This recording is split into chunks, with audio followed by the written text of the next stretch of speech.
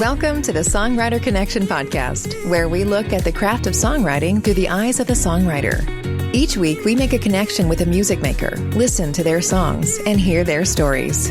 From Nashville, Tennessee, here's your host, Dave Lenihan.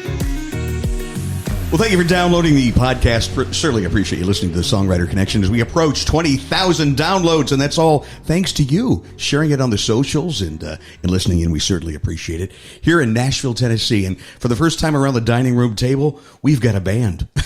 And we're going to have a fun session today. Thank you for listening and tuning in. Appreciate it very much.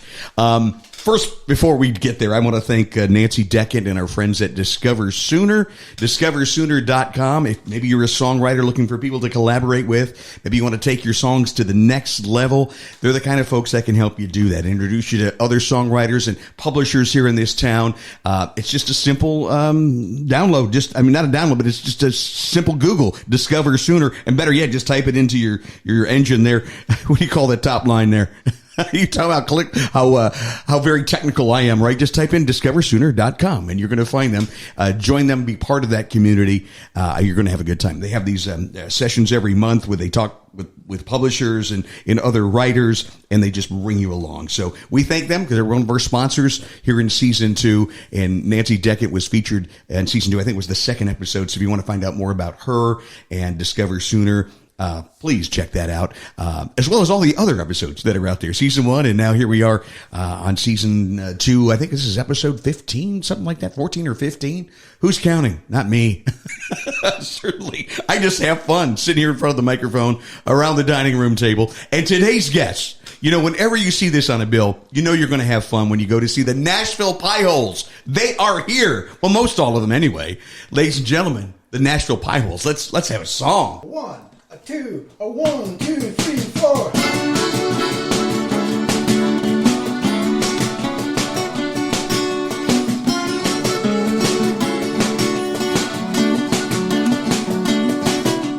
Hear most every night, best years of my life. These songs tell my story, so when it's time for glory, got one request. Wanna be a permanent guest. When I'm gone, let my spirit live on and on at the neon boneyard, like a steel guitar in a honky tonk. I belong at the neon boneyard. Hey.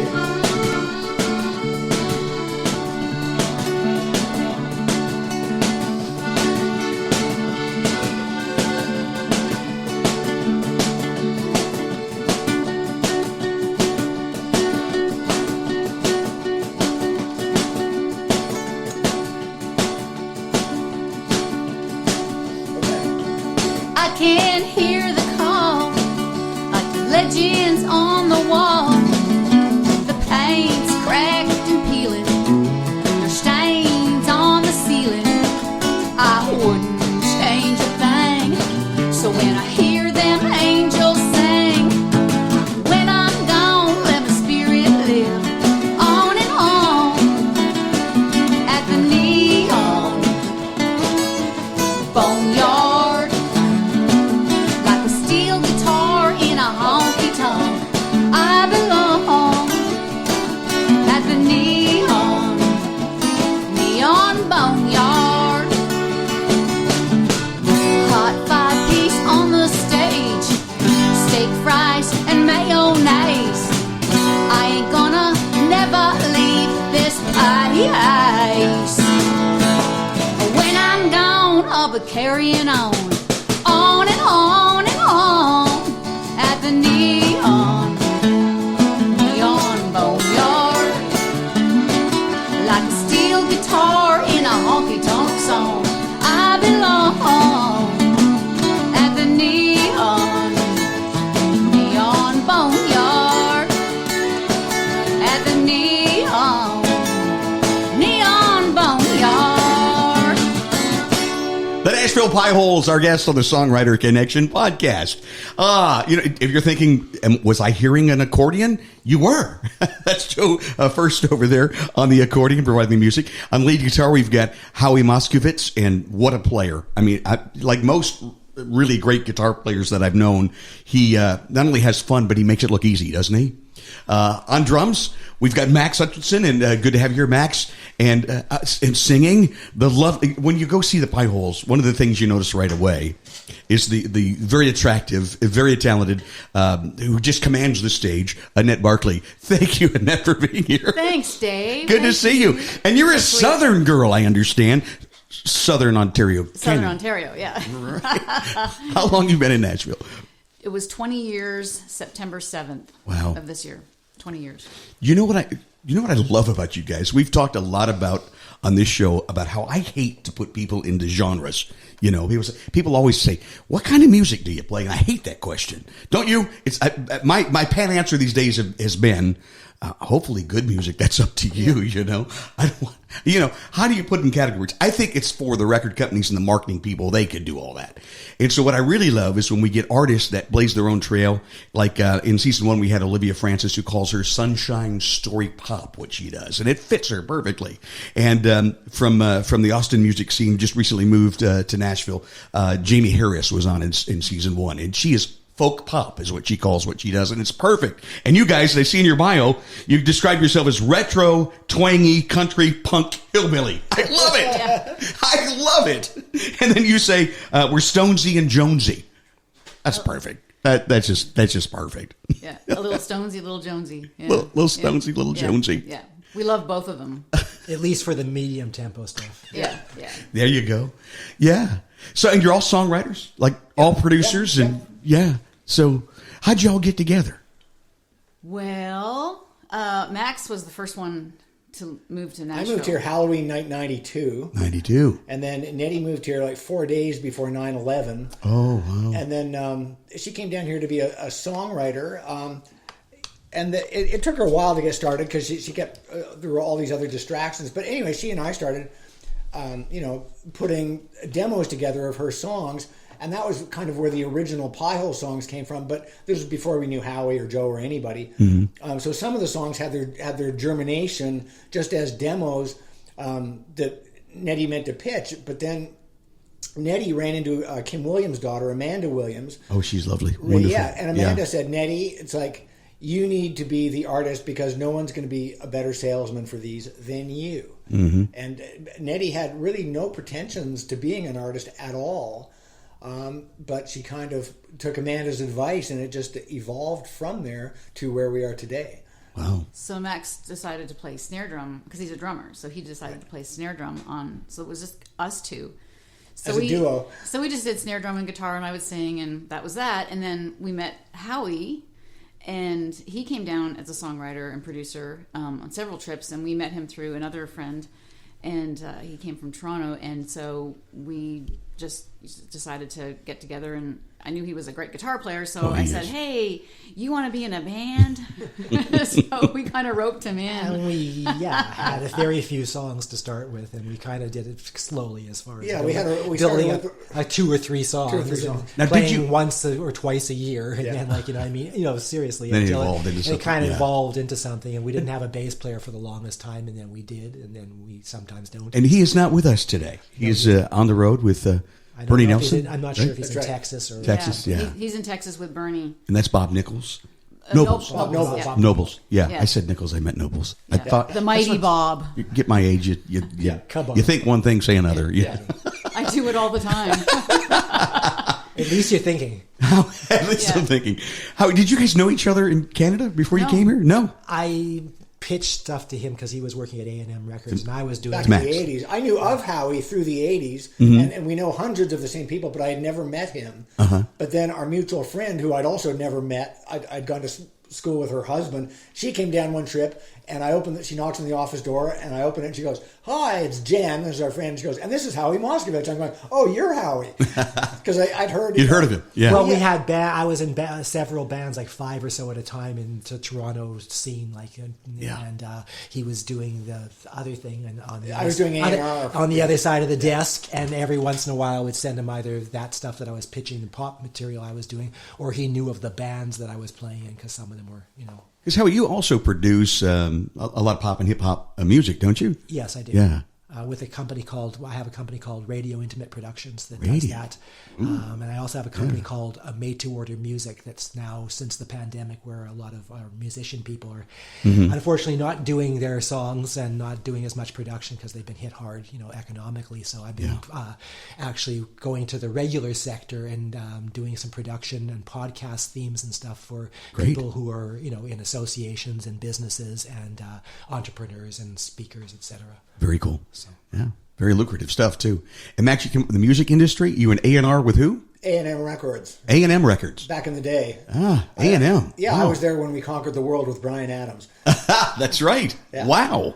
Bryan Adams, another Canadian artist. Right? Yes, but that was a funny story too, because prior to that I've been playing in punk bands, so I went from playing urinals in Toronto to partying with Supertramp. Wow. I still love Supertramp. And now we're playing urinals in Nashville. That's right. All different class of urinals, right? That's right. But then they have a different accent. But in the late 80s, Polygram bought A&M, so there was an employee bloodbath as Polygram just cleaned house. Yeah. So I went to work for Canadian icon Anne Murray. And they hired me to start her, to sort of reactivate her dormant publishing division. And that's what moved me to Nashville. And then from there, I went to work for legendary songwriter Kim Williams, Amanda's dad. You know what? And I'll tell you, if you don't know who Kim Williams is, Google that man. What a great songwriter and what a great person he was. Incredible. Yeah. Both. Yeah. Legendary. Yeah. Legendary. So I mean, I've been very fortunate. And after that, I worked with the producer Clyde Brooks and Marty Brown. And for the past almost 2 decades, I've been pitching Jason Matthews. So I love Jason. And when I used to do this show in Cincinnati on TV. It was called the Nashville Songwriter Connection then. And he was on the show. And it was one of my favorite shows that we did. Well, Dave, I feel like incredibly fortunate to have worked with Kim Williams, Marty Brown, and Jason Matthews, because I feel those are 3 of the best writers ever to hit Music Row. Absolutely. I have to agree with you. They're fantastic. Yeah. So they've all been a huge inspiration. Oh, I'll bet. And Jason continues to inspire me because he's a writing beast. He is. He's a monster. Yes. Yeah. And just extremely talented. Yes. And has written some great songs. Yeah. Again, Google him. You're going to find out. Yeah. And maybe someday we'll get him on the show here. We did it on TV. Maybe we can do it on a podcast version with him. Right. So if you see him, drop that in his ear. Okay. I will. Anyway, so for me, it's come full circle, right? I've come to playing drums in punk bands to playing drums again. It's beautiful. I feel like I've come home after this weird detour through the machinery of the industry. I feel the same way with me. I did 40 years in radio. Right. I ended up selling luxury cars for the last few years of my career, and now I do what I like. I do a couple of radio shows, and I just love this podcast. So my favorite thing has always been interviewing the artists, and you get to play guitar, write songs. That's what I do. I love this town. You talked about Anne Murray. You worked with her, and I have here's my Anne Murray story for you. I was working with a radio station in Cincinnati, and so she was playing the big venue there, the outdoor concert, and I only got to bring her on, but I also had to bring listeners that won a contest to meet her. And I had never met her before, right? So I'm there with the listeners, and my wife, Patty, is with me too. And we introduce everybody around except for Patty. She's standing next to me. And Patty goes, "I'm Dave's wife, Patty." And she shakes Anne Murray's hand. And she goes, "And you didn't introduce your wife." And, and Anne at the time had this real low cigarette voice. Yes. And, So... Busted by Anne. Yeah. It was so funny. The lady that introduced the opening act was one of our disc jockeys, and she comes back out and she says, that's a weird crowd out there today. And Ann goes, "Don't worry, honey, we're going to kick their ass." I couldn't believe Anne Murray saying that, Oh, She's a hoot. I just read her book, All of Me. Yeah. Anne Marie autobiography. It's great. Yeah. Yeah, we were at her management company's Christmas party one year, and after the meal, those of us who smoke sort of snuck into the side room to sneak a cigarette. And then Anne walks in, and we're all like, transfixed, and she goes, "Has anybody got a cigarette?" And like 20 hands go like this with a pack of cigarettes, and she goes, "I want a good one. I don't want one of those pussy cigarettes." It's shocking. Anne Murray. I know. Little good news today. Yeah, exactly. Snowbird, take me with you. Yeah, she's pretty amazing. She's amazing. She really is. How about another song, guys? You ready for another one? Yeah. Let's do it, man. All right. You've got a new CD out, by the way. It's called Show Me the Pie. I love it. And you came today with pie. Wait, so I love you guys even more. Homemade. Homemade pie. She even made the dough. Yes. I love it. The Nashville PieHoles. Everybody on the Songwriter Connection.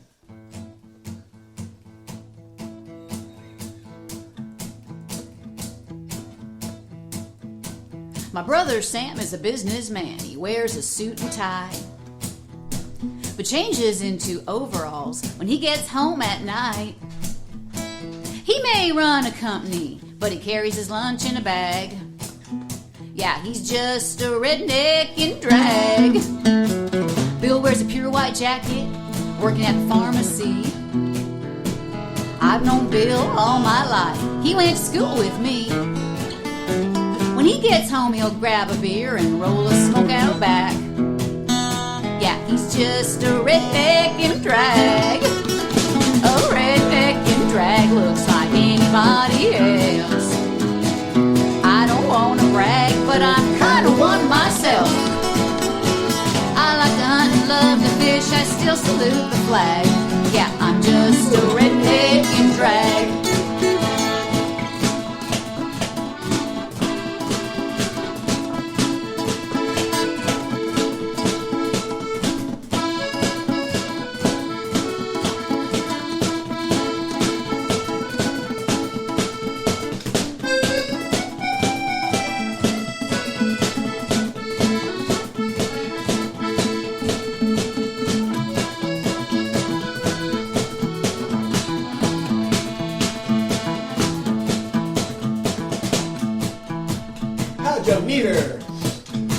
I met her at a quick stop. I was paying for my gas. She was dressed in silk and pearls, pumping on a jack. She said, "I may look like a lady, but I can fix a flat. I guess I'm just a redneck in drag." A redneck in drag looks like anybody else. I don't want to brag, but I'm kind of one myself. I go to church on Sundays after I've been bad. Yeah, I'm just a redneck in drag.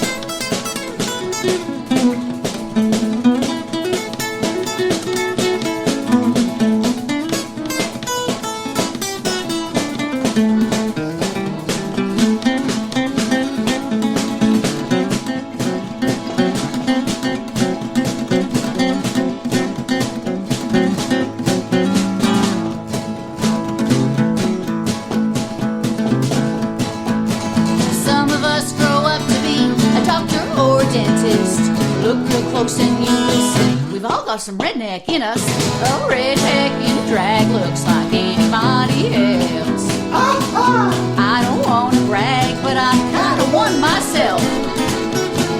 I like to drink and party, ain't nothing wrong with that. Yeah, I'm just a redneck in drag. Ain't afraid to tear up when I hear a song that's sad. Yeah, I'm just a redneck in drag. I'm just a redneck in drag. Yeah, we're all rednecks in drag. Woo! That's the Nashville PieHoles on the Songwriter Connection podcast. Blistering guitar solos from Howie over there. Sounding really good. Annette singing lead there. You wrote that song with Jan Buckingham, huh? Yes, Jan Buckingham. She is a rock star songwriter. She is. She really is. She was on the show just a few weeks back. I loved I listened to it, yeah. Yeah, love her. I learned some stuff about her I didn't know. Yeah, me too. She had stories. I thought I heard them all, but... Yeah. Well, tell us your story. Now, I know songwriting, and you Southern Ontario, Canada, but you moved out west to Calgary, was it? And that country music's big out there, isn't it? Huge. Yeah. Huge. You got the Calgary Stampede and everything. Yep. And Yep. So, did you really just get into that music scene there? And yeah, well, I've always listened to country. I grew up on country and bluegrass, and of course, through high school, rock and roll, or everything. So when I moved out west, I fell in love with the mountains, of course. Ooh, yeah. But I was taking some guitar lessons. I played guitar for a long time, but I didn't really know theory or lead. I just learned cover songs and chord progressions and so forth. So I took some lessons, and my guitar teacher, I said to him, I was listening to CMT today, and those songs in there, some of them really suck. And I said, I could write better ones. He said, well, why don't you? What? So I said, yeah. So I just started writing songs, and I really got into it. And so he produced my first demo song, first song that I wrote called Honky Tonk Queen. Wow. And he had a little drum machine. We had 4 tracks, and he had a little drum machine. He put that and played bass and lead guitar and rhythm guitar, and I sang on it. And we started pitching that little song. And so when Fanfare came along, back in the day we called it Fanfare. So in '95 I came to Fanfare for the first time, and I brought my box of tapes, my cassette tape with my one song. Yeah. And I thought, I'll go to this Fanfare, and all the artists, they'll have little buckets I can just drop my tape in. Didn't work that way. No. Didn't know. They said, no, we can't take them. We can't take unsolicited material. So I went down to Sony Music on Music Row, and I walked in there, and I said, hey, here's my tape. And they said, oh, no, we don't do it that way. And so they said, you see that little house over there across the street? This is when the NSAI used to be across the street from Sony. And they said, that you have to go over there, and they'll help you. So I did, and I learned a lot from NSAI. I joined, was there for 10 years. And they did a lot of good things. We have talked about NSAI on the show before. And again, if you're an up-and-coming songwriter, I cannot stress to you enough the importance of NSAI, Nashville Songwriters Association International. There are chapters all over the world. Everywhere, including Toronto. Including Toronto, that's right. And probably Vancouver and Los Angeles and New York, et cetera. So it's a great organization. So if you're thinking about getting into the songwriting, I really suggest you start there. Yeah. The TSAI is another one too that I belong to, and they're great too. They're very encouraging. Tennessee Songwriters. Tennessee Songwriters Association International, TSAI. Very supportive, very encouraging. So good people. Yeah. Really good, yeah. Yeah, and some great songwriters affiliated there. Oh, yeah. Sometimes you have to break the rules, though. Yeah, sometimes you can get, they will tell you, and if you sometimes go by their, Bible of how things should get done, you might be waiting 12 years and find that nothing has happened at all, and it probably will never happen. Yeah. And so, there's a good, there are other people who have given me advice here besides, them and Ralph Murphy. You only get one chance to make a first impression. So yes, you come down and be best to check these things out and to understand what, who's listening, how to get in, what you should be doing to get there. Right. But after a certain point, you might want to start pushing your own, and be un-Canadian and, actually be a little pushy to get into offices, because you will never get in there unless you actually start, taking some initiative on your own. So there's really good advice to be taken, and to hold your guns when you get here, and to find out stuff. But at some point, you got to have your own strategy, because otherwise you're going to be in a whole group of people that's just sitting there waiting for something to happen. You get into that trap of we want something different, but yet the same. Right. Right. So you got to learn the rules before you can start breaking them, right? Well, that's too far out there. Well, no, the idea, for instance, we want tempo is the idea that we never want ballads, but how do all artists break on ballads? Pretty much. Pretty much, yeah. You know what power I mean? Song, yeah. Their biggest song usually is even Elton John. Was my song or whatever. Your song. Your song, yeah. But but just generally, people, but it's always you're told no, because don't write the ballads because the artist will write that. We want tempo hits. Okay, that's good. Up tempo with meat is what I got. Up tempo with meat. Yeah. So I would suggest listening to the Eagles. They're really good at that. They had numerous hits that were up tempo with meat. I saw one pitch the other day. They wanted up tempo, nothing about dirt roads or whiskey. We've got enough of those. Right. Or the end of where the cement hits the dirt road. Yeah, where the dirt where the road ends. Yeah, absolutely. Or the woman with the feet up on top of the dashboard and her hair blowing back in the wind. Absolutely. Singing Lynyrd Skynyrd songs. Yeah, that's right. How about another song, guys? I'd love to hear another one. Okay. Yeah. You want to do the last word? Sure. Oh, the last word. Is that okay? Before you play this, yeah, sure, it's okay. I love this song. Okay. And Jan Buckingham, we were talking about on the show just a couple of weeks ago. She says she just told me about this song, and before she left, she played it for me, and I was dying. And then I found your version online. Yeah. By the way, look these guys up, Nashville PieHoles. You will see videos online. They have their own webpage too, right? It's NashvillePieHoles.com. That's what I would call it too, NashvillePieHoles.com. By the way, how'd you get the name? Is there a story behind that? Well, we love this expression, shut your pie hole. Yeah. And so we had to distinguish ourselves from the Poughkeepsie. We thought, what if there are other groups out there whose name is the PieHoles? And I always liked groups that had an identifier like the UK Subs, you know, or George Thorogood and the Delaware Destroyers, you know. So I said, well, let's call ourselves the Nashville PieHoles, just in case there's like a Poughkeepsie PieHoles or a Cedar Rapids PieHole. Or a Paducah PieHoles. Exactly. Paducah. And we bake pies. I bake pies. Man, I cannot wait to lay into that pie. What kind of pie was it? Pumpkin. Oh, Seasonal. Oh, yeah, Seasonal man. and seasoned. So, go ahead, Max. And just before we play the song, just know that Nettie and I were writing songs with Jan one day, and we wrote 3 in one day. We'd finished 2. Oh, my Or goodness. got 2 done, and then Jan said, I've got this crazy idea, and no one will write it with me. Oh. And she threw out the idea for the last word, and we said, we'll write that with you. The last word. It's so, what a hook. This is clever. This is a hit right here.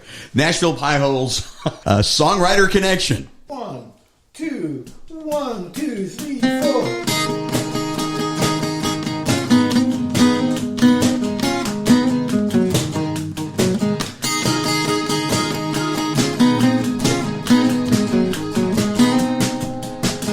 He's a happy guy, I'm gonna tell you why. It's true all over the world.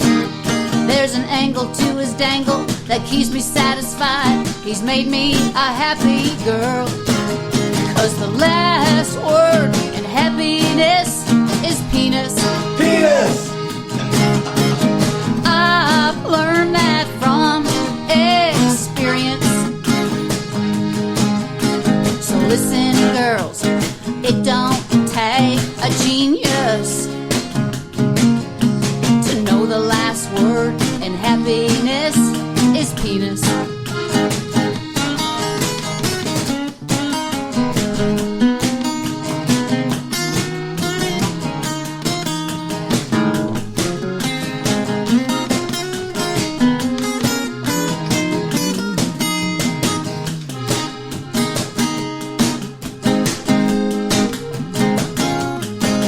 Tried a guy who was rich, but I turned into a bitch 'cause he didn't have what I needed.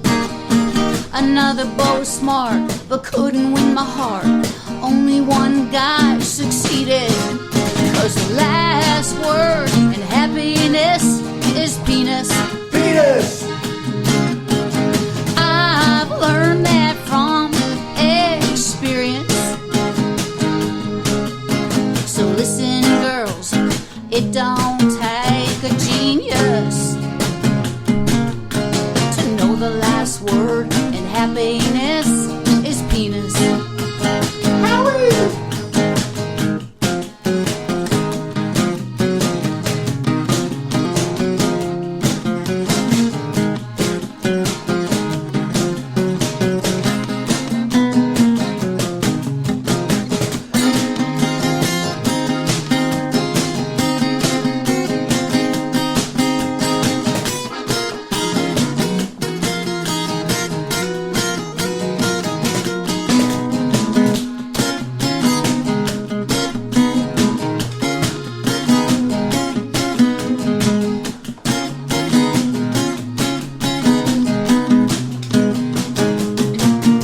So if you're on a date and it's getting late and he still hasn't made his move, he may not be the one 'cause it ain't much fun if his dangle don't know what to do. 'Cause the last word in happiness is penis. Penis! I've learned that from experience. So listen to me, girls. It don't take a genius to know the last word in happiness is penis. 'Cause the last word in happiness is penis. They have the Nashville PieHoles, and that is clever as can be, because it really is the last word in happiness. Right. And the first word is ha. Jan Buckingham, what a genius. Yeah, she is. Yes. If you've not heard her podcast, just a couple episodes back and listening, because she's really something else. she's Written great. a lot of great songs. Joe, we have not heard much from you today. You're the accordion player, so tell us a little bit about yourself. Understand you were a teacher for a while? Music teacher? You got to lean into that mic a little bit, by the way. I taught at Swing elementary. around. Yeah? Swing it toward you. Nope. Oh, okay. Yeah, you can move it around. Special Sure. treatment. All right. Yeah. Oh, yeah. There you go.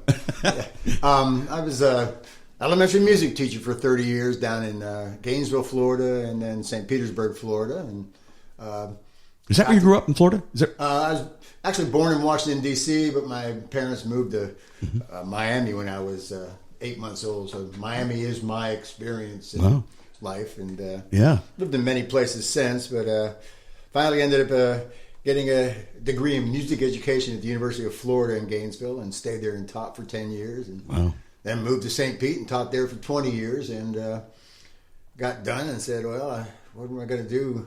I don't fish, you know.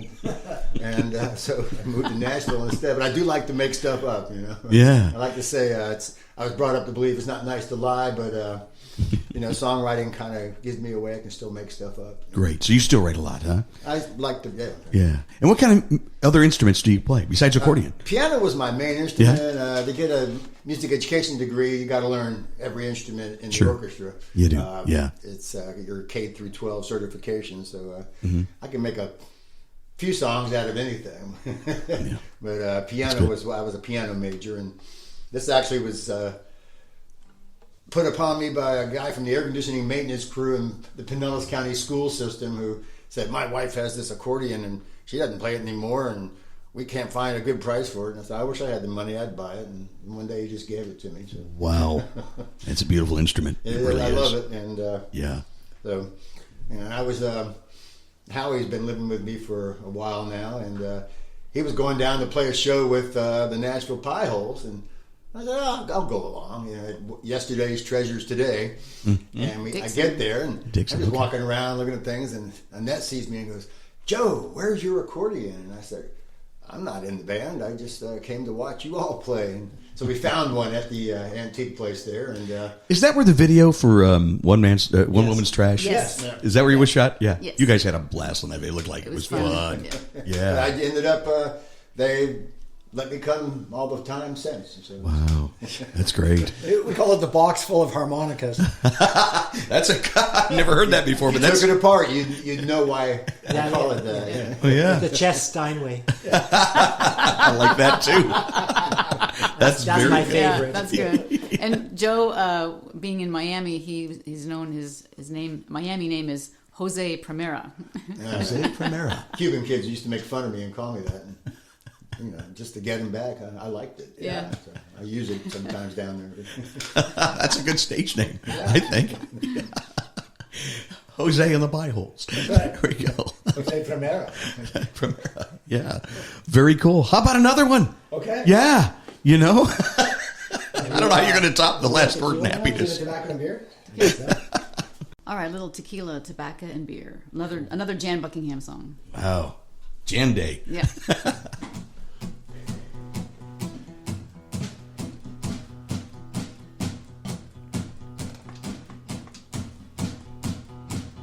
Well, what do we have here in the middle of the Smokies? Something that goes well with a little karaoke.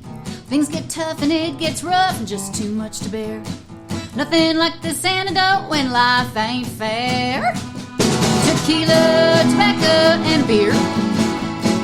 That's what we like around here.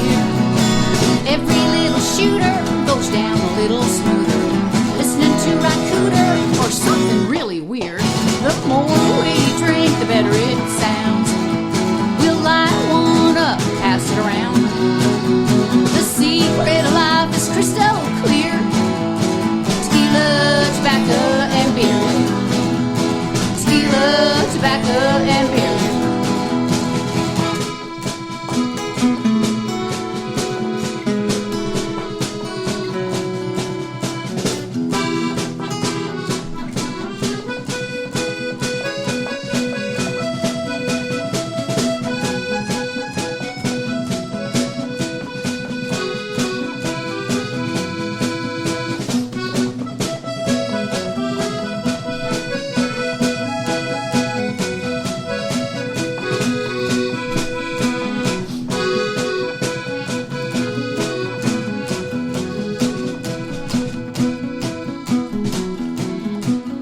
Without a little something, life wouldn't be worth living. We'd all be up a creek without our understanding. Men and women, we get loose, stoned as a goose, they don't mind at all.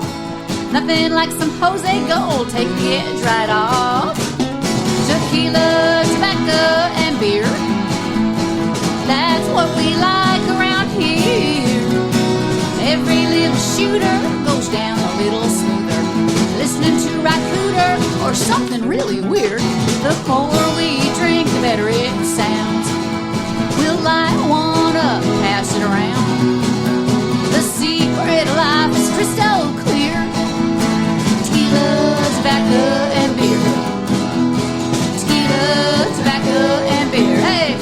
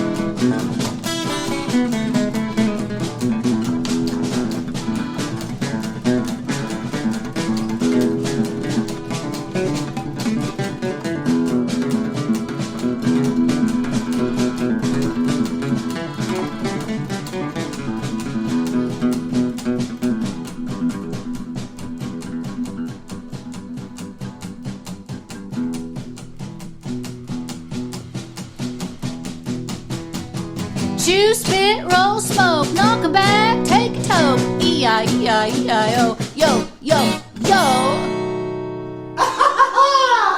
Tequila, tobacco, and beer, that's what we like around here. Every little shooter goes down a little smoother. Listening to Racooter or something really weird. The more we drink, the better it sounds. We'll light one up, pass it around. The secret of life is crystal clear. Tequila, tobacco, and beer. Tequila, tobacco, and beer.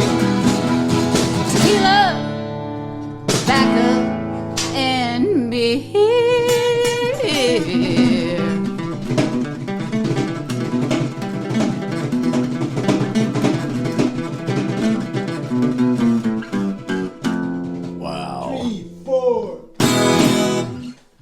Nice. Nashville PieHoles. Thank you. Song co-written by Jan Buckingham, a previous guest on our podcast. How he just smoked. I was mesmerized by the lead on that song. I was just watching your fingers, and at no time did they leave your hands, which was incredible. How long have you been playing that thing? A few years. A few years? Yeah. When did you start? I started guitar when I was 12. 12? played piano when I was 6. Wow. So piano was the first instrument, but I sort of surpassed technically. But I do play keyboards all the time. Let me ask you, do you think it's easier to pick up guitar if you already know how to play piano? Because I've heard people say that. Well, I mean, I studied music later on at university too. There's no real reason to, study things. It just makes things easier to remember. Yeah. Or to codify. Uh-huh. You know what I mean? If you have more references, you've seen it on a music sheet and you know Right. it in your head, and you know chord progressions and you know notes and stuff like that, then music becomes easier, right? Yeah. Eventually, like when you go to music school, you learn that symphonies are actually a 1 chord going to a 4 chord. You know what I mean? They just take a whole long time to do it. To get there. And they or whatever it is. You know what I mean? Like there are, and if you've already learned song form and stuff like that, then understanding the development section of a symphony and going to whatever, those kind of things. I've never heard it put that way. That's interesting. Yeah. Uh-huh. So Yeah. and then stuff you learn there takes a whole long time, or stuff you've learned playing in bands, and then you start to, it takes a long time for all kinds of things to settle in. Right. And 20 years later, you're thinking about something that somebody told you, and and you're going, light bulb goes on. Yeah. You know what I mean? If that's songwriting or playing or production or whatever it is, Yeah. It's always cyclical. Stuff comes back to you. It always seems to, doesn't it? Yeah. Yeah. Absolutely. Well, very cool. I've so much enjoyed having you guys. You're one of my favorite bands here in town, and you play a lot of different places. Are you still over at Brothers Burger a lot, which is a really cool place? Yeah. Over Yeah. in Berry Hill, which is right next to where all the think we're big playing on studios now. Tuesday. Are you playing Tuesday nights? Yeah. Good. We'll Yeah. have to stop by. The next one is this Tuesday, November 9th. But we play one Tuesday a month, usually the first or second Tuesday of the month. Yeah. We'll post it on our website. We mostly cool. play at Brothers, Betty's, Browns, Bobby's. and And Bobby's. So All the we- B's. we call it the B circuit, and also It has to do with because they also serve beer and beef byproducts. Oh, well, there you go. All the B's are covered. At one point or another, especially like Browns and Betty's, and have all had like Burger of the Year, or the best burger in town. So we seem to be like has to do with anything that has to do with ground beef. That's right. That's great. We're in the ground beef circuit. I'm changing my name to Babe for the next show. There we go. Before we go, can we? You know what? Usually we do 4, but I've lost track. I just want to hear one more from you. Okay. Can you take us out with one more? Yeah, of course. Yeah.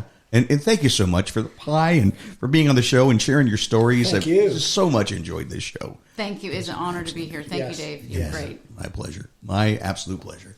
Okay. What you want to play for us? What do you want to do? Two's always better. Or Wedding dress? wedding dress, sure. Okay. Wedding Dress. Oh, that's a cool song. That's based on a true story. It is? Yeah. Give them a Tell us title. about that, because we like the stories behind the songs. So I don't know there's this girl that my friend knows, and she was going out with a guy, and she thought for sure he was going to ask her to marry him. So she went out and she bought her wedding dress, and she put it on layaway. And he hadn't even asked her yet. And she started making all these plans and everything. And she said, honey, I got my wedding dress on layaway and my man on hold. 1, 2, 1, 2.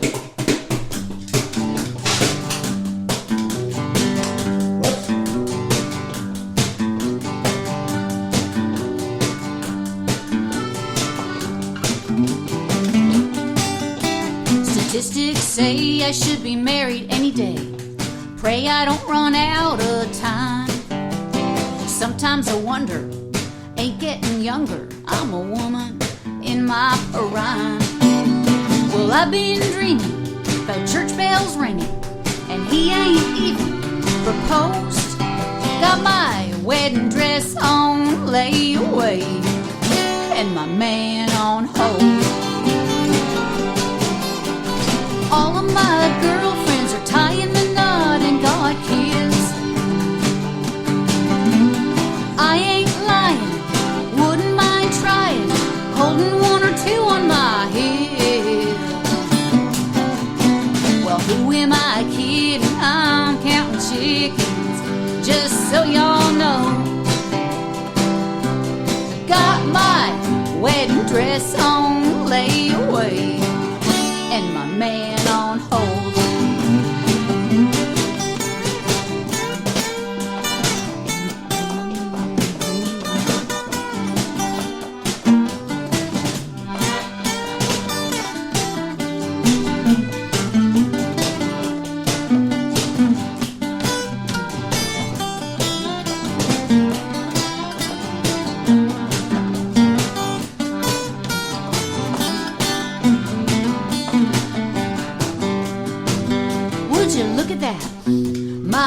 horoscope says it's gonna happen soon. Gotta know more about it. Gotta find out if it's true. I see a bride and groom on a honeymoon. That's what the gypsy told. Got my wedding dress on layaway and my man on hold. All of my girlfriends are tying the knot and got kids.